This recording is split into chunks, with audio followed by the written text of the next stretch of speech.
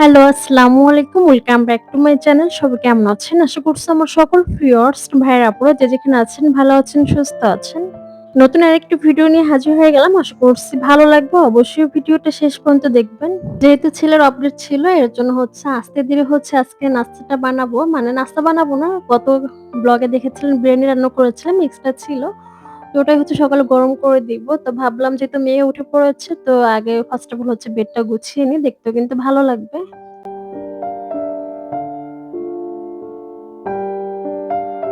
সোফাগুলো ছিল আমার শাশুড়ির রুমে। তো আমি আমার রুমে নিয়ে আসলাম। তো সাথে যে থ্রো গুলা যে কিনেছিলাম সেগুলো আমি ব্যবহার করছি। কারণ সোফার কভারগুলো একটু কালারফুল ছিল যেটা আমার একদমই পছন্দ ছিল না। এর জন্য আপাততর জন্য আমি থ্রো এগুলো ইউজ করেছি। সাথে যে কুশন কভার গুলো কিনেছিলাম সেগুলো ইউজ করেছি। সাদা কিংবা অফ হোয়াইট কালার, হালকা কালার গুলো ইউজ করতে কিন্তু বেশ ভালোই লাগে। বাট এগুলো একটু মেইনটেইন করতে হয়। ক্লিনিংটা কয়েকদিন পর করতে হয়। তো যাই হোক টেবিলটা ছিল ওই সাইডে। আমি এই সাইডে টেবিলটা নিয়ে আসছি। তো সব মিলিয়ে আগে থেকে দেখতে কিন্তু বেশ ভালোই লাগছে। এই যে ক্যাবিনেটের ভিতরে আমি সিরামিক্স এর জিনিসগুলো রেখেছি। এটা চাইলে কিন্তু আমি রুমের বাহিরে জায়গা আছে রাখতে পারি। বাট যেহেতু শখের জিনিস চোখের সামনে সবসময় থাকবে এর জন্য আমি রুমেই রেখে দিয়েছি। বাট রুমের বাইরে কিন্তু অনেকটা জায়গা ছিল। ওখানে চাইলে আমি রাখতে পারতাম বাট তারপরও রাখি নাই। তো যাই হোক যেহেতু এই যে বিরিয়ানি ছিল তা আমি ভাজা ভাতের মতো এখন ভেজে দিচ্ছি। ডিম, কাঁচামরিচ, পেঁয়াজ সবকিছু দিয়ে একটু ঝাল, ঝাল করে। আমার বাচ্চার বিরিয়ানি খুব পছন্দ। বাট আমার একদমই তার উল্টো। বিরিয়ানিটা খুব একটা ভালো লাগে না। খিচুড়ি হলে আমার চলে।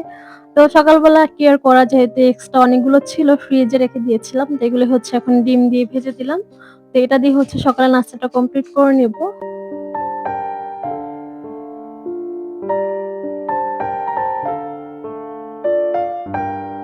সকালে চা পরোটা তো খাওয়া হয়নি। বাট আমি ১ কাপ চা বানিয়ে নিয়েছি গরুর দুধ দিয়ে একদম ঘন করে, বেশি করে লিকার দিয়ে।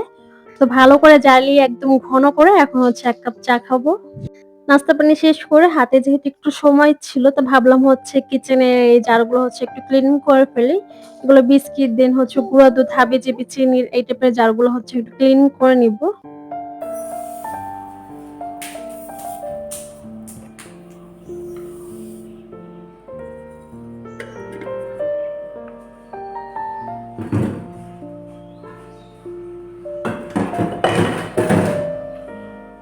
ঢাকাতে থাকলে হয়তো আরো অনেক জার কেনা হয়ে যেত। বাট এই টাইপের জারগুলো এখানে দেখা যায় না।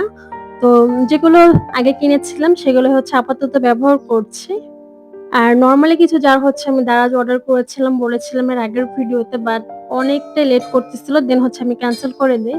মানে ২ মাস ওয়েট করার পরও আমি হাতে পাইনি। কি আর করা, যেগুলো আছে সেগুলো এখন ব্যবহার করছি। কিছু প্লাস্টিক মানে আরএফএল এর আছে, কিছু এই টাইপের কাঁচের, সিরামিক্স দেন সব মিলিয়ে দেন এই যে টিনের যে জারগুলো এগুলো মেডিসিনের জার দিয়ে আমি মেকওভার করেছিলাম। বেশ ভালোই, অনেকদিন কিন্তু ইউজ করছি।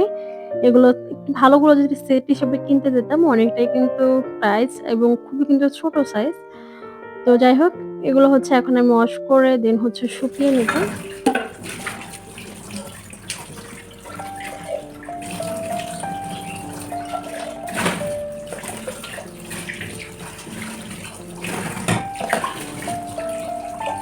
তো ওয়াশ করা শেষ। এখন এই যে তাওয়ালের উপর দিয়ে দিয়েছি শুকাতে। তো শুকাক, তারপর এগুলোকে রিফিল করতে হবে যা, যা প্রয়োজন।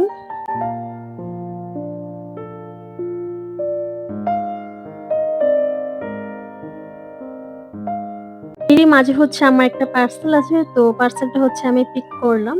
আগে তাও হচ্ছে মোটামুটি আমি হালকা পাতলা টাকা একটু জমাতে পারতাম। বাট এখন হাতে টাকা হলেই হয়েছে। আর হচ্ছে অনলাইনে কিছু না কিছু অর্ডার করে ফেলে। আগে অনলাইনে কেনাকাটা করতাম না। সেটা ছিল এক রকমের শান্তি। বাট এখন কিছু চোখে পড়লেই হয়েছে। অমনি হাতে টাকা হলে হুট করে হচ্ছে অনলাইনে অর্ডার করে ফেলি।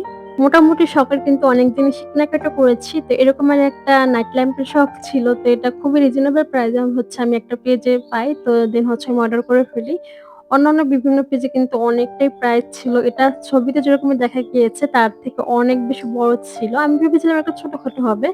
বাট মাশাআল্লাহ অনেকটাই বড় ছিল এবং প্রাইসটাও কিন্তু খুবই রিজনেবল এর ভিতরে ছিল। তো এর জন্য হচ্ছে আমি দেখার সাথে, সাথে হচ্ছে ঝটপট করে অর্ডার করে ফেলি। এই তো রুমের কর্নারে কিন্তু আমি সাজিয়ে নিয়েছি। দেখতে কিন্তু খুবই সুন্দর লাগছে এই কর্নারটা এখন একদম কোজি একটা ভাব চলে আসছে। তো দিনের বেলাতে কিন্তু দেখতে বেশ সুন্দর লাগছে। রাতের বেলা তো কোনো কথাই হবে না। তো যাই হোক ফাইনালি এটা কিন্তু কিনে ফেললাম। মোটামুটি একদম রিজনেবল প্রাইস এর ভিতরে ছিল। কেমন হয়েছে অবশ্যই কিন্তু কমেন্ট করে জানাতে পারেন। তো এরপর এই যে কাজে ফিরে এসে এই কাজে কিচেনের দিকে আবার চলে আসছি। তো এগুলো হচ্ছে এখন একটু মুছে একটু শুকিয়ে গিয়েছে। মুছে এখন হচ্ছে একটু রিফিল করে নিব। যা, যা প্রয়োজন ওগুলো হচ্ছে রেখে দিব।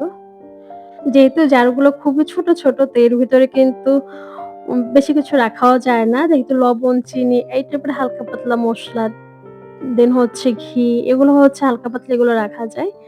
আর যেহেতু এয়ার টাইট না কিছু, কিছু তো ওগুলোর ভিতরে কিন্তু শুকনো অন্যান্য মসলা কিন্তু রাখাও যায় না। তো একটা হচ্ছে চিনি রেখে দিলাম, দেন হচ্ছে লবণ ২ টার ভিতরে হচ্ছে লবণ রাখা হয়, একটা হচ্ছে বড়। এই সাদা ৪ টার ভিতরে হচ্ছে বেশি পরিমাণে লবণ যখন থাকে তখন রেখে দেই। আর ছোট একটার ভিতরে হচ্ছে রেখে দেই হচ্ছে রান্নার লবণ সবসময় যখন রান্না করি তখন হচ্ছে এটা থেকে ইউজ করে থাকি।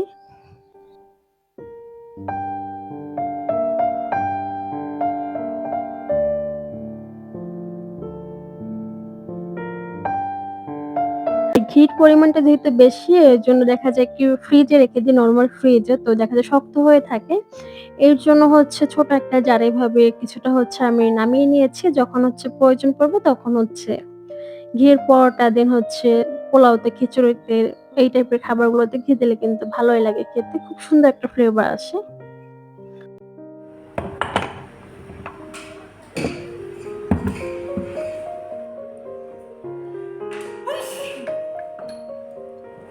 আর এই কাঁচের জারগুলোতে হচ্ছে আমি বিস্কিট দেন হচ্ছে চানাচুর এগুলো হচ্ছে রেখে দিয়েছি।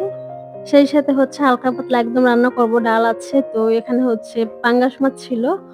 যেহেতু বাচ্চারা খায় আর মাছটা কিন্তু কাটা কম থাকে এজন্য ওরা বেশ পছন্দ করে। তো ভাবলাম এটাই হচ্ছে রান্না করে ফেলি। ওদের সাথে, সাথে আমিও খাবো আর কি করার।